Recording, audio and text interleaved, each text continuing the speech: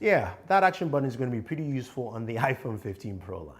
Hey guys, Thunder E here, and welcome to the video you've been waiting for, gaming on the iPhone 15 Pro and the Pro Max. Now, before we go ahead and start, I just want to let you know that I can't show you any FPS readings because none of my benchmark tools for FPS actually are updated for iOS 17 or the iPhone 15 Pro, that being Game Bench and of course PerfDog. So I can't show any of that now. If you want to, I will put that video up on the gaming channel. But that being said, we will look at temperatures, battery drain, and what kind of console gaming performance Apple is giving us on the iPhone 15 Pro line. Now, the first thing I want to talk about is the action button. And you're going, wait, Thunder E, what does it have to do with anything for gaming?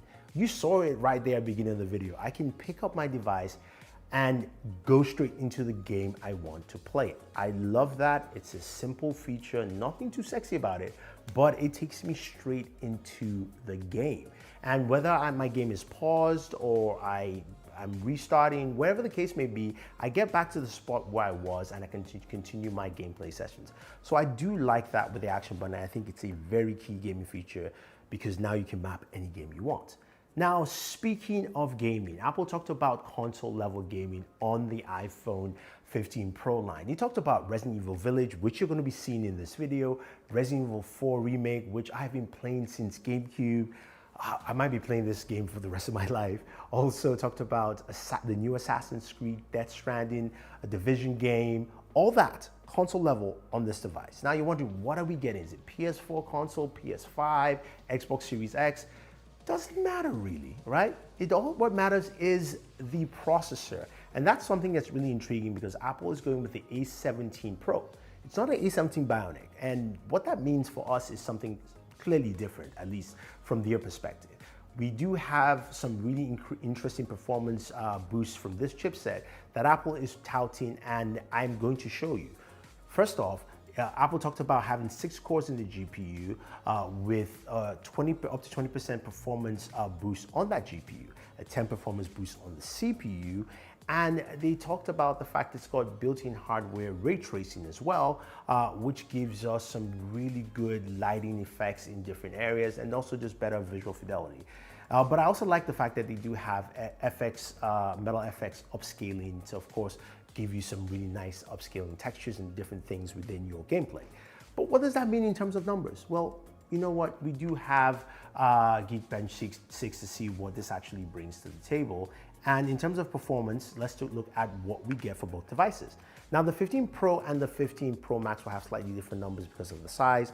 But in terms of single core, the 15 Pro is 2,925, while the Pro Max is 2,908, while multi-core for the 15 Pro is 7,265 compared to 7,194 on the Pro Max. Those are impressive numbers for these devices and much higher than last year. To give you perspective, the 14 Pro and the Pro Max from last year had single cores of 1,881 and 1,861 respectively, multi-core 5,433 and 5,401 respectively.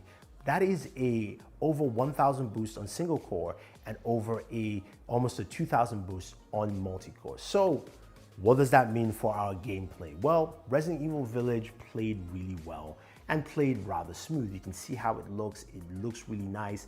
Performance is really solid, but also the game is locked at 30 frames per second. We'll look at the settings here. It's locked at 30. This is a beta, by the way. I'm going to just state it again. It's a beta.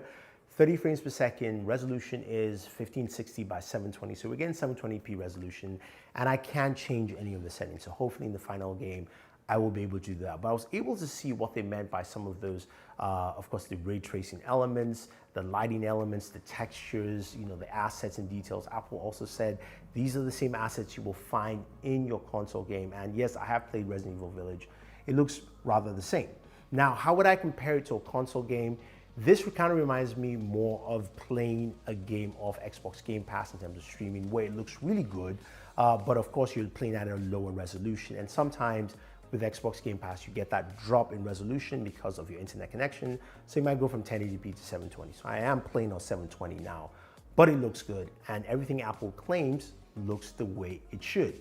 But don't believe me, take a look at some of my gameplay sessions and just how I die constantly in this game.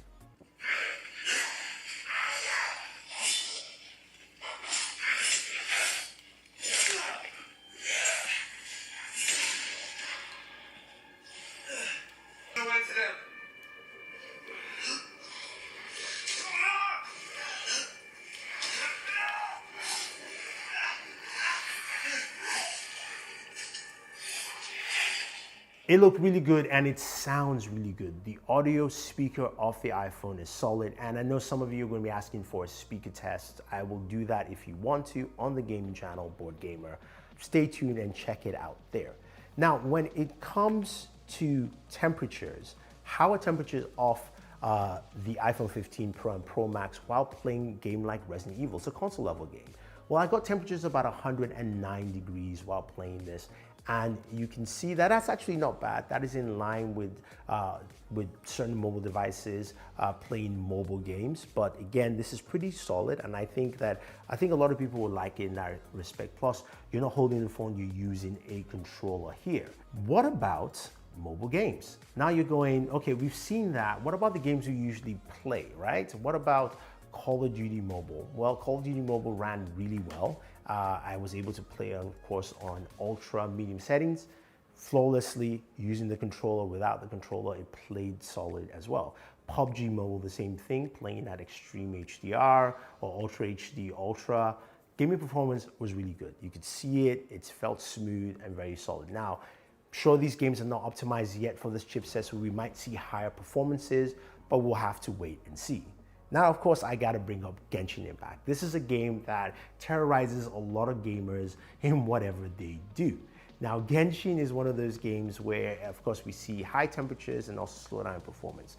Now, I can't give you the FPS readouts yet, but I can tell you that it did run really smooth while playing, of course. This was playing for about 20 to 25 minutes.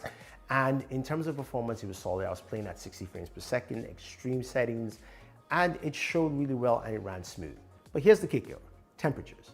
Temperatures on Genshin Impact were tremendously high at 112 degrees at its highest. So that's roughly around 42 to 43 degrees Celsius. And you can see how this can affect your gaming sessions. I also did notice that yes, the iPhone did dim down the screen to, of course, abate that. So that feature is still built in there, but the temperatures ran rather high. So to combat those temperatures, I decided to try something a little bit different. I was able to get the Cryo Armor case from Spigen. This is not sponsored, but I went to see how it would affect it in terms of temperatures playing Genshin Impact. So I did play Genshin for the same amount of time, and with the Cryo Armor case, it was completely different. My temperatures were between 102 and 105. That is a stark difference from 112. So hey, if you're gonna be playing at least Android games for a while, this will cool it down for you quite effectively, and I think it's actually quite useful. I'll leave a link for you guys down below. So you're thinking, okay, I want to use that case, what about my controllers? Well, the case will not work with your controllers, it's just too thick. Most cases don't really work with controllers, and you're wondering which controllers actually work. First of all, none of your Lightning controllers will work. You might as well just toss that aside. If you have those, I'm sorry, you can give it to like a younger brother or cousin who has an older iPhone. That will work well. In terms of the USB ones, if you have one of the Android USB ones, which ones will work on here? Well, currently there's only one. I did try my Razer Kishi, it didn't work, but it's pretty much just the backbone controller. And to be precise, it's a certain update level on the backbone controller. I believe version 1.12 and up does support the iPhone 15. You can update it through the Backbone app, and it's something that also Backbone says that if you have issues with any of the controllers, they will just swap it out for you.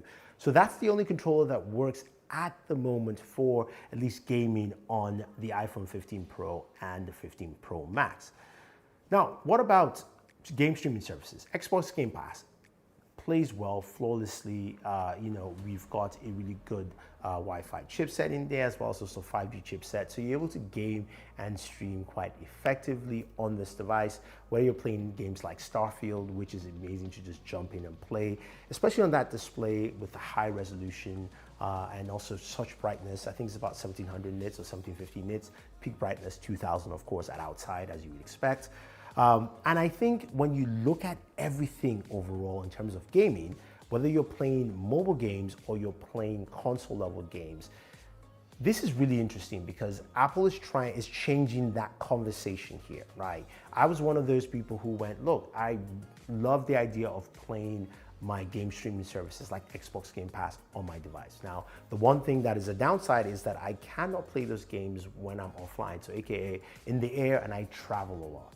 Apple is kind of changing that dynamic by saying, hey, you can play because you can download and play games like Resident Evil, Dead Stranding, all that stuff, Resident Evil 4 Remake, on your iPhone directly and get the same performance as you would find in your console. Is it PS5? Is it Xbox Series X? Is it PS4? Xbox One X? I can't fully tell you yet, but I would say it's closer to a game streaming service in terms of performance and look. Now, let me know what you guys think about what the iPhone gaming is like and what it brings to the table. Are you impressed? Are you satisfied? Do you think this is a big jump that we had from last year? The fact that we can play current console level games on your iPhone 15 Pro and 15 Pro Max. This is Thunder E saying thank you and always enjoy your entertainment.